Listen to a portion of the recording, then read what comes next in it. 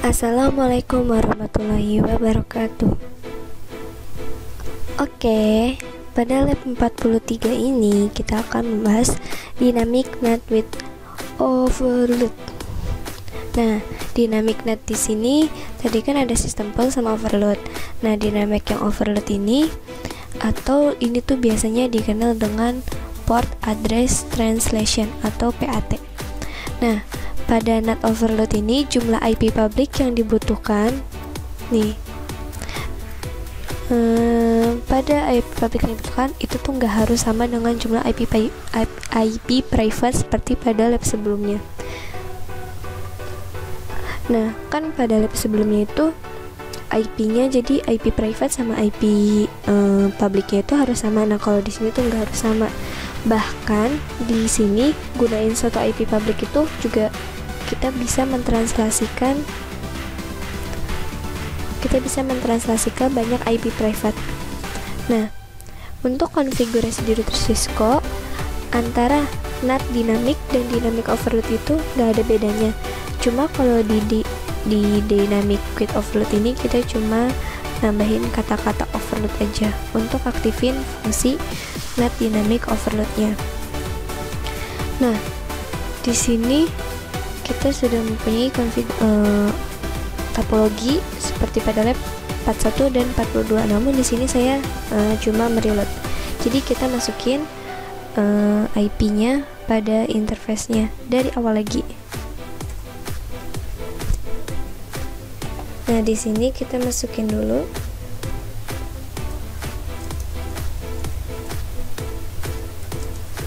G01 0/1. IP addressnya itu 192.168.1.255.255.255.6. Jangan lupa di no shutdown.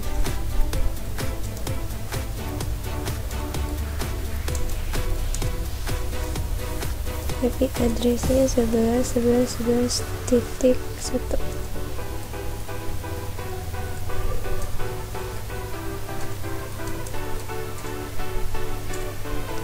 Nah, terus kita pindah ke router sebelumnya lagi.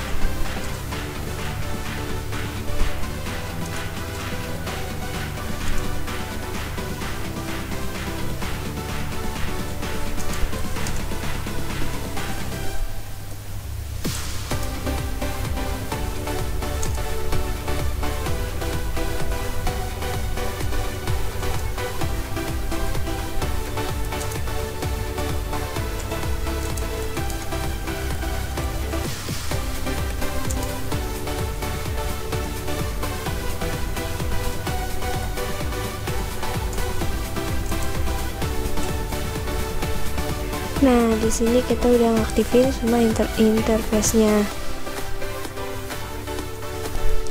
Nah, sekarang yang perlu dilakuin itu kita masukin IP root sama access list.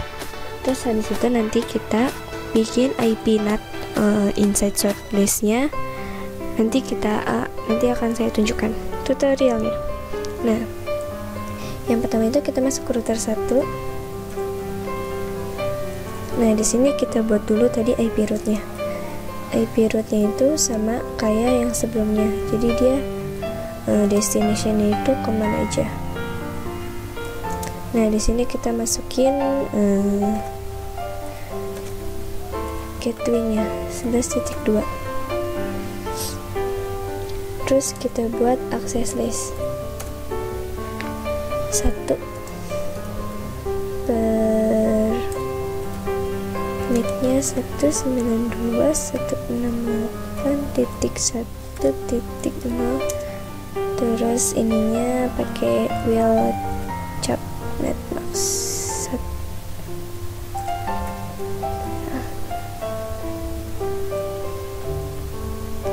Nah, setelah ini kita buat itu IP NAT inside-nya. IP NAT inside source list 1 mana tadi, shortlist 1. Terus habis itu, nah di sini kita kan pada lab sebelumnya itu kita masukinnya IP NAT pool yang dynamic NAT, kita makainya IP NAT pool. Nah di sini kita masukinnya tuh bukan, kita kan gak bikin NAT pool nih. Nah kita masukinnya tuh interface-nya. Nah di sini kan IP NAT-nya tuh inside, terus short list-nya itu list 1 nih di sini. Nah terus habis itu kita masukin interface-nya itu yang outside. Interface-nya yang outside berarti kan tadi berarti kita pakainya 3/0/0 G0/0 nih. Ini kan inside, nih outside-nya. Nah, terus di sini juga kita belum daftarin interface yang ini kita tambahin overload.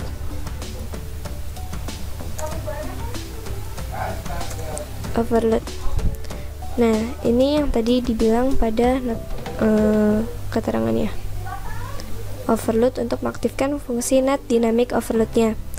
Nah, di sini kita masukin dulu yang 0/0 itu sebagai IP NAT outside. Terus kita buat 0/1-nya itu yang inside. IP NAT inside. Nah, di sini coba kita ping. Coba ya kita ping bisa atau enggak.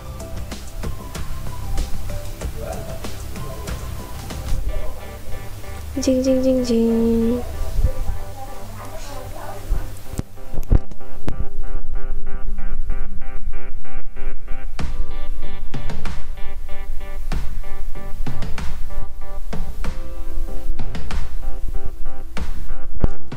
Tada.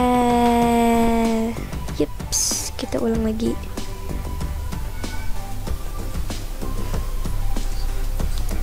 Replay guys.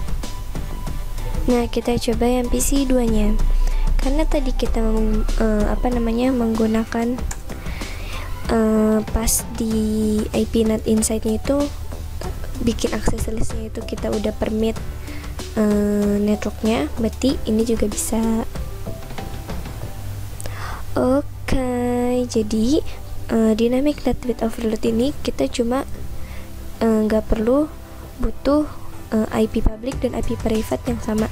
Di sini kita bisa gunain satu IP public untuk banyak IP private. Dan di sini juga kita gunain komennya itu sama seperti dynamic NAT, namun kita tambahin overload. Terus sama ganti yang tadi IP NAT poolnya jadi IP NAT, kita masukin interface-nya, interface yang ke arah outside. Nah, mungkin penjelasan mengenai lab 3 cukup sampai di sini. Wassalamualaikum warahmatullahi wabarakatuh. Sampai jumpa pada lab 44.